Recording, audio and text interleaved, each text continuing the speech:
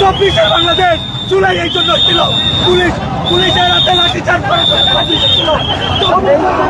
আমাদের উপর জ্বালাও পোড়াও করছে, আমাদের গায়ে লাঠিচার্জ করছে, আমাদেরকে বুলেট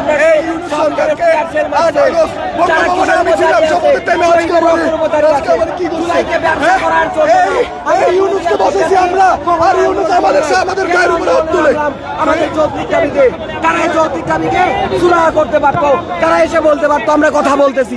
যদি যৌক্তিক হইতো আমরা চলে যাইতাম। আমরা কোনো জ্বালা পোড়া করি নাই, তাহলে আমাদের হাতে লাঠি ইট পাটকেল সব কিচ্ছু নাই।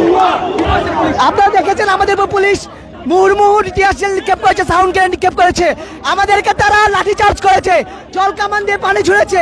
আমরা পুরো খালি হাতে শান্তিপূর্ণ মিছিল করতে গেছিলাম, কিন্তু পুলিশ প্রথম থেকে ভাইলেন্ট ছিল এবং আমাদের গায়ে রিপিটেডলি আক্রমণ করা হয়েছে।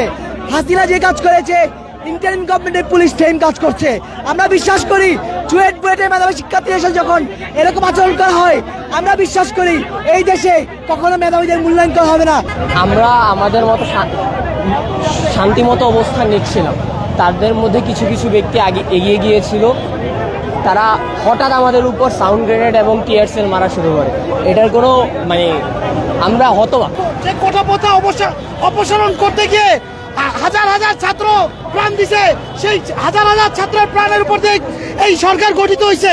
কিন্তু এই সরকার এখন সেই কোটা প্রথাকে আবার এই দেশের ভিতরে প্রতিষ্ঠিত করতে যাচ্ছে। এই জন্য এই কোটা প্রথা প্রতিষ্ঠিত করতে গিয়ে এখন আজকে রুয়েট সাহস ঢাবি ছাত্রদের উপর আক্রমণ করছে এই প্রহসনমূলক সরকার। এর মধ্যে কিভাবে চার্জ করা হবে, এরকম হয়রানি করা হবে, এটা তো আমরা জানতাম না। আমরা তো এখানে নিরস্ত্র কিছু নিয়ে আসি, আমরা তো যমুনা পর্যন্ত যেতেই পারি না যে 144-এর উপরে আমাদের উপরে আঘাত করা হবে।